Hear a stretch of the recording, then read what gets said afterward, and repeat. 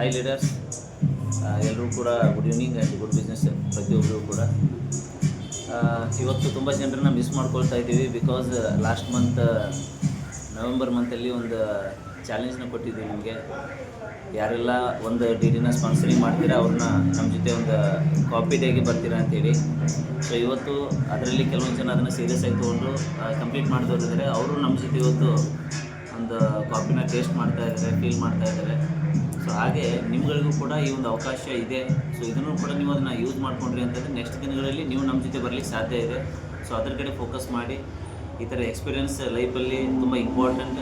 So ಎಲ್ಲರೂ ಕೂಡ ಅದ್ರ ಕಡೆ ಗಮನ ಕೊಡಿ ಅನ್ನುವಂಥ ಒಂದು ಉದ್ದೇಶದಲ್ಲಿ ನನ್ನ ಒಂದು ಸಲಹೆ ಎಲ್ಲರೂ ಕೂಡ ಆಲ್ ದಿ ಬೆಸ್ಟ್.